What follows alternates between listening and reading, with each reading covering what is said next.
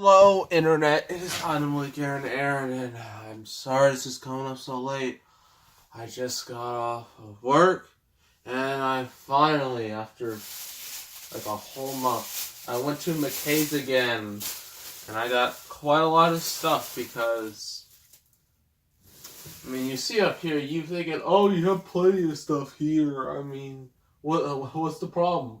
Well, majority of this has already been reviewed. I mean, movies like Tintin, vs. Predator, Armageddon, Cabin in the Woods, Charlie and the Chocolate Factory, Crash, Deep Impact, Despicable Me 2, Dodgeball, Halloween 2, stuff like that. Some of this stuff was, like, I reviewed months and months ago, so I was running dry on content, so I had to get some new stuff before, I run out.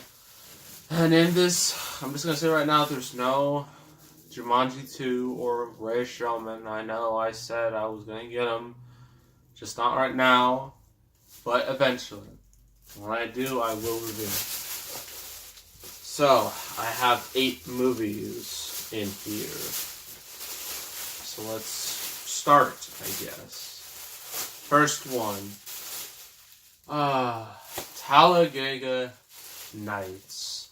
I mainly got this because I'm like, man, I need more.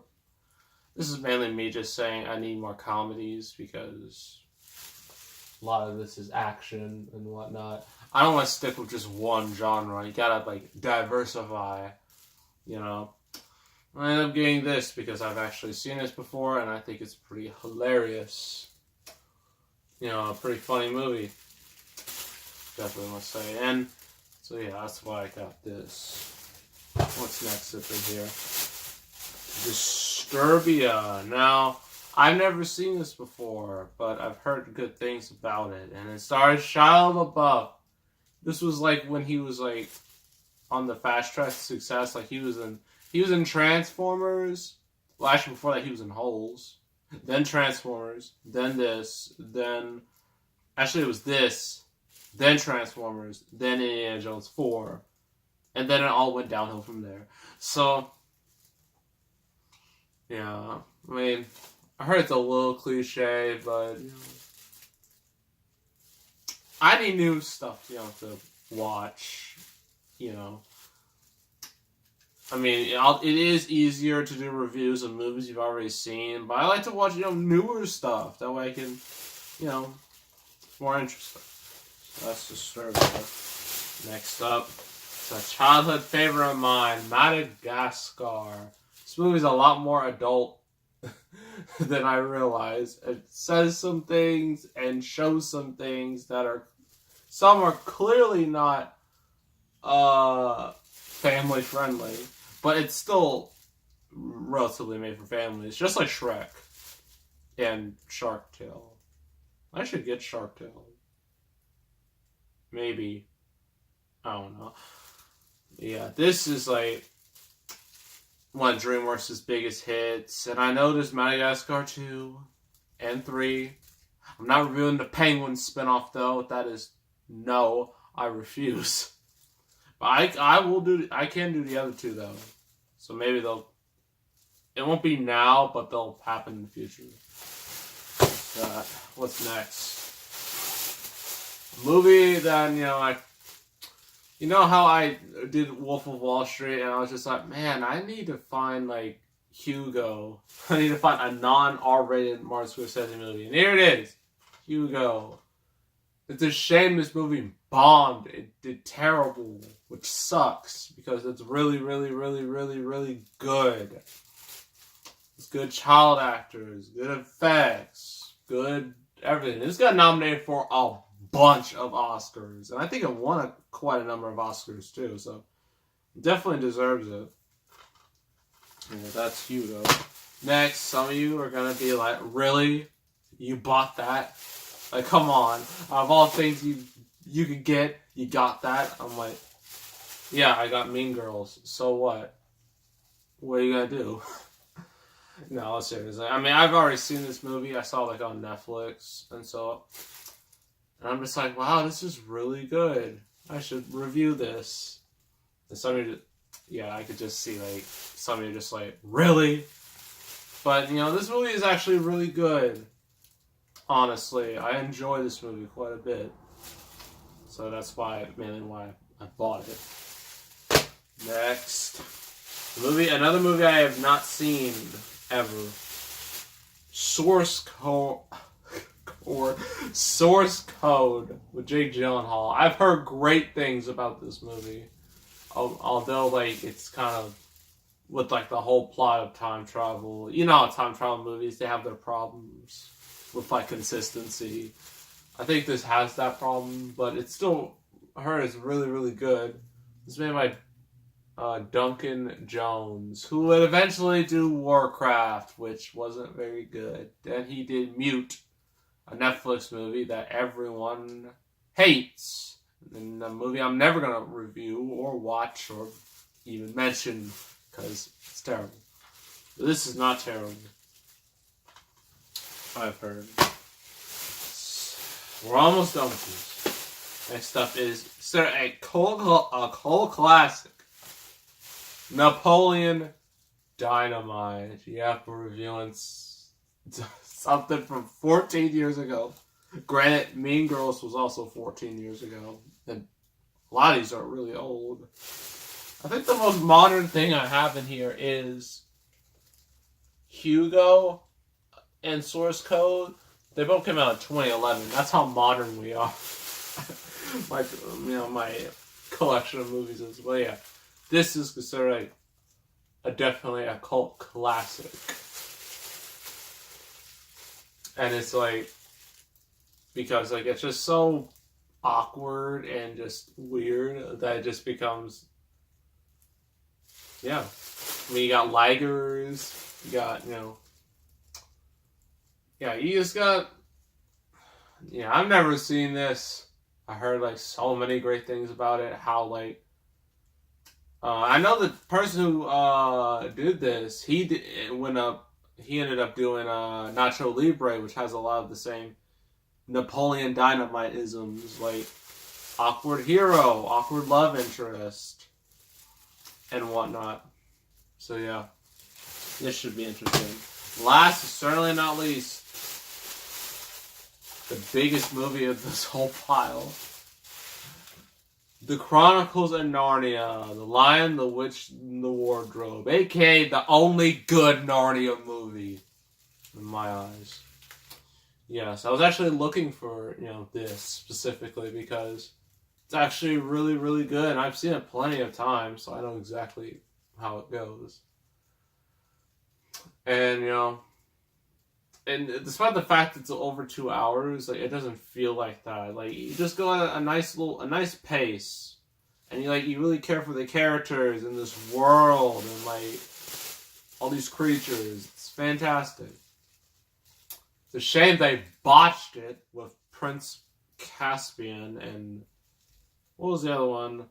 Voyage of Dawn Treader. I'm not reviewing either of those movies, especially not Prince Caspian. I remember I saw that movie 4 years ago when I went on my Washington D.C. trip with my school. We were just going over there just to do fun stuff. We saw that movie on the bus and it felt like it never ended. Oh my gosh, it went on forever. It was absurd. Yeah, but this one's a lot easier to review. And you're probably wondering, well, are there any others? Yes, but these are for a separate video. They're games. I'm not going to tell you what they are, what games they are, but I'm going to send for a separate video. That's all the new stuff I got. Very diverse group of films that I will review, very soon actually, because I really need to get more new stuff. I've been kind of slacking off at this a little bit. I'm just going to admit. Hopefully I can get back on track, because with summer break coming up, because I'm going to be out of school in a few weeks, and then I'm going to be out of school. Well, I have to do exams, and I have to graduate, and then I'll be out of school. So then I can get more of these, and we can have, better content. So that's all the stuff I got. So the real review, after all that waiting, is a Quentin Tarantino movie. I think this is his 7th movie? 7th or 8th? Wait. He did Reservoir Dogs. Then he did Pulp Fiction. Then he did Jackie Brown. Then he did Kill Bill 1 and 2. Kill Bill, that's technically one movie, just split in two. Then he did Death Proof. Then it's Inglourious Bastards. And you're probably like, you said a bad word. I'm 18. Most of you are 18 watching this video anyway. What's the problem? Except I have it right there anyway. And then he did Django. Then he did The Hateful Eight. I should do The Hateful Eight, but I don't have it with me. It's Django Unchained. Starring Jamie Foxx, Christoph Waltz, Leonardo DiCaprio, Kerry Washington, and Samuel L. Jackson. All-star cast. It's not even including some extras, in the movie. So yeah. This is oh no. This is from a certain company. I'm not going to say because the person behind the company is a horrible, disgusting waste of a human being who did horrible stuff, caused a whole movement. You should already know what I'm talking about because it was all over the news last year and it's still going on now. This whole movement, the Me Too movement. So yeah, I'm not gonna say like what company it is because you should already know and I don't want to talk about it. It's the last mention you're ever gonna hear of that. So yes, here is the back. Just ignore the company logo. Just ignore it. Just block it out. Just, I don't know, block it out with your finger or a marker or something. So written and directed by Quentin Tarantino and featuring an award-winning cast. Yep. Jamie Foxx stars as Django, a slave who teams up with a bounty hunter, Dr. King Schultz, Christoph Waltz, to seek out the South's most wanted criminals with the promise of Django's freedom. Honing vital hunting skills, his one goal is to find and rescue the wife, Kerry Washington. He lost to the slave trade long ago. When their search ultimately leads to Calvin Candy, Leonardo DiCaprio, the infamous and brutal proprietor of Candyland. They arouse the suspicion of Stephen, Samuel Jackson, Candy's trusted house slave. Now their moves are marked and they must stay one step ahead of his treacherous organization. So yes. So basically, Django, originally a slave, then he's, then Christoph Waltz, gets into the picture, helps Django out. He's just like, if you help me, I can help you.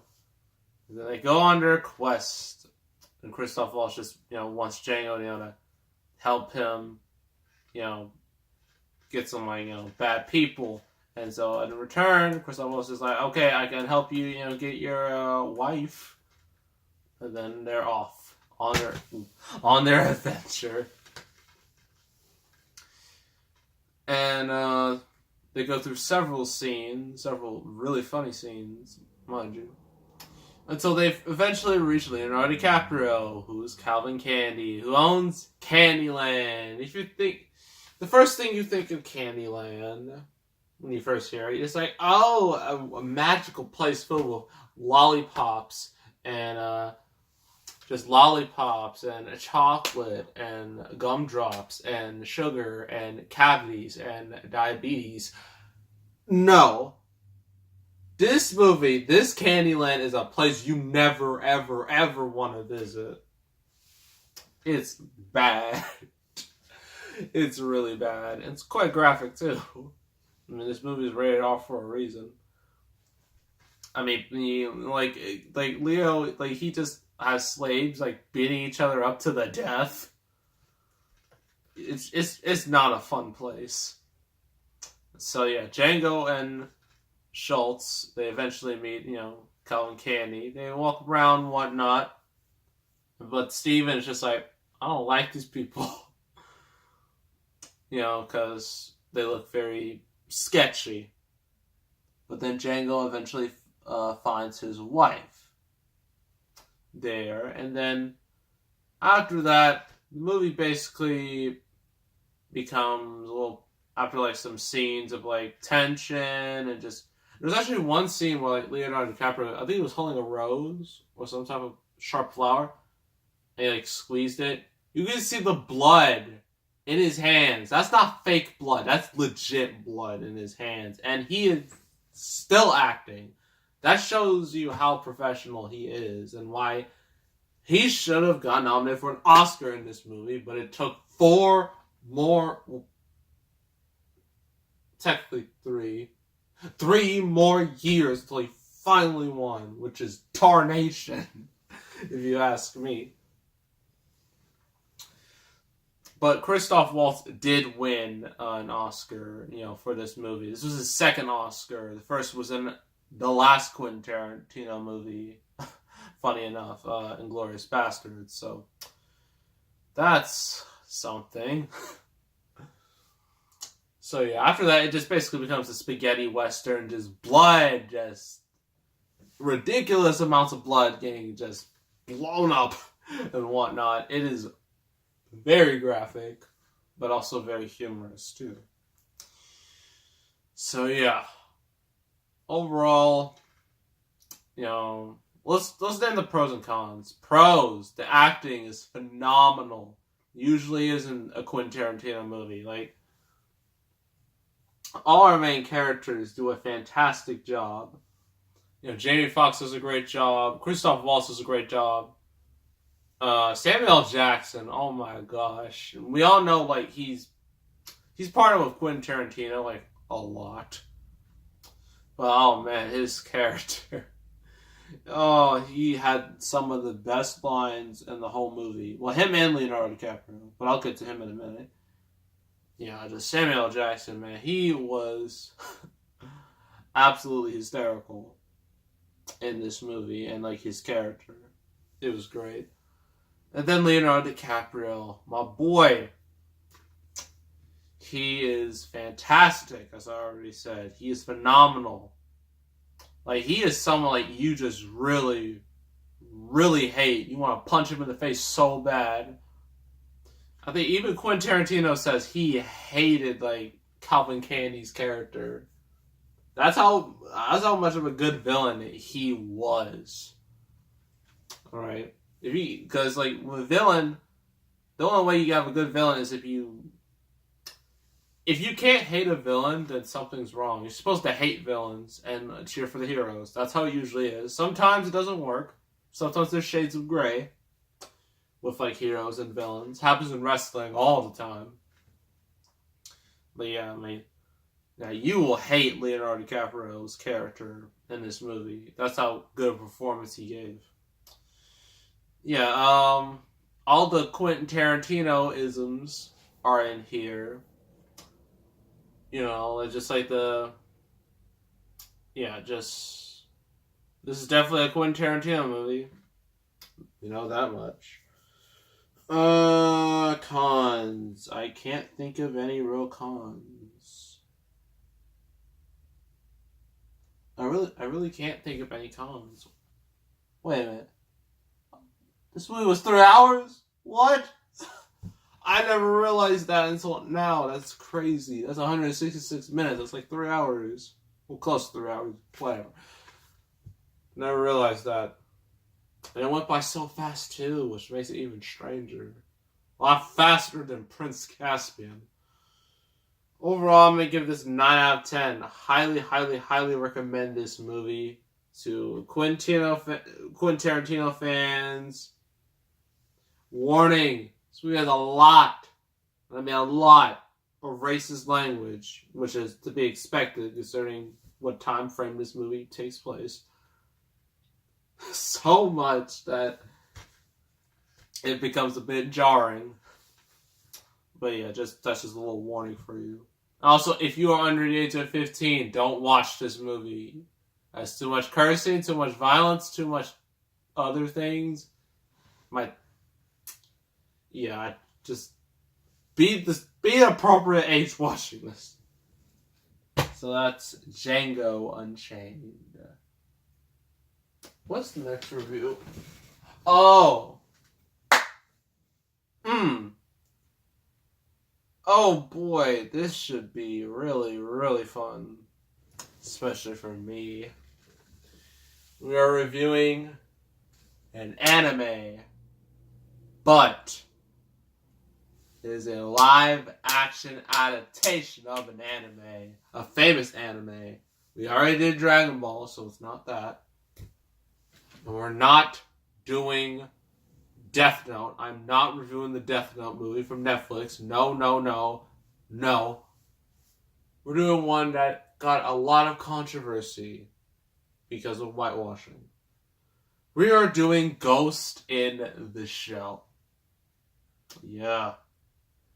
Scarlett Johansson. That will be the next review. So make sure you tune in for that wonderful video. So make sure to subscribe, like this video, leave a comment. I will see you all next time. And I am out.